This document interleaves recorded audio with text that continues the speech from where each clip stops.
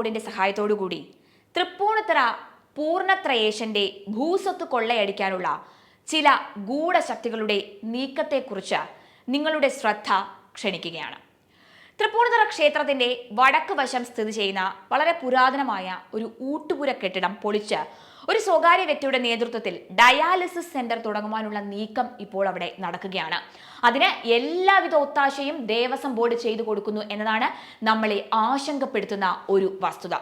ക്ഷേത്ര വസ്തുക്കൾ ക്ഷേത്ര ആവശ്യത്തിന് മാത്രമേ ഉപയോഗിക്കുവാൻ പാടുള്ളൂ എന്ന ഹൈക്കോടതി വിധി നിലവിലുള്ളപ്പോൾ പോലും കോടതിക്ക് പുല്ലുവില കൽപ്പിച്ചാണ് ദേവസ്വം ബോർഡ് അംഗങ്ങൾ ഈ പകൽ കൊള്ളയ്ക്ക് സ്വകാര്യ വ്യക്തിക്ക് എല്ലാ ഒത്താശയും ചെയ്തു കൊടുക്കുന്നത് എന്നോർക്കണം.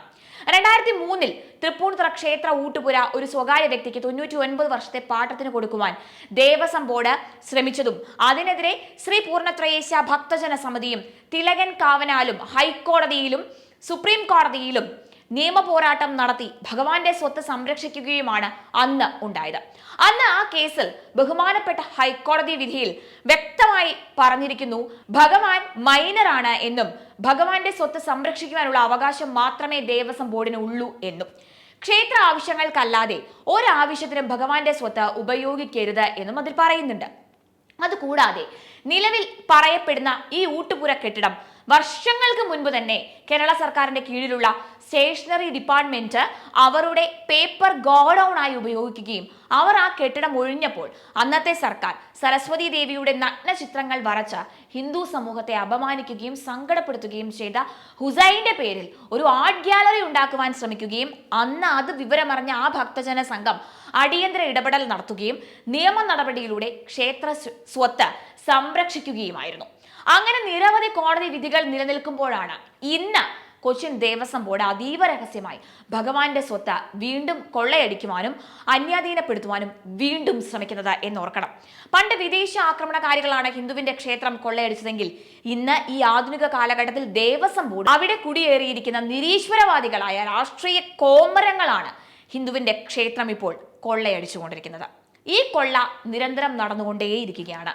രാജകുടുംബം ഭഗവാനെ സമർപ്പിച്ച സ്വർണ്ണ കിരീടത്തിൽ സമർപ്പിച്ചപ്പോൾ ഉണ്ടായിരുന്ന സ്വർണത്തിന്റെ തൂക്കമല്ല പിന്നീട് കാണപ്പെട്ടത്.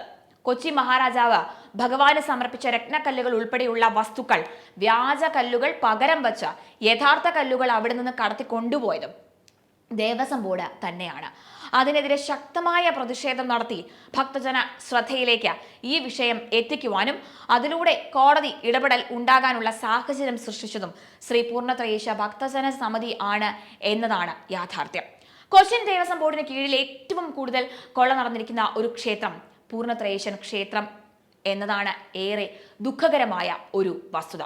ആ കൊള്ള ദേവസ്വം ബോർഡ് ഇന്നും തുടർന്നുകൊണ്ടേയിരിക്കുന്നു എന്നതിന്റെ ഉത്തമ ഉദാഹരണമാണ് കോടതിയെ പോലും തെറ്റിദ്ധരിപ്പിച്ചുകൊണ്ട് ഭഗവാന്റെ ഭൂസ്വത്ത് കൊള്ളയടിക്കുവാനുള്ള ദേവസ്വം ബോർഡ് ഭരിക്കുന്ന രാഷ്ട്രീയ നേതാക്കൾ ശ്രമം നടത്തുന്നതും.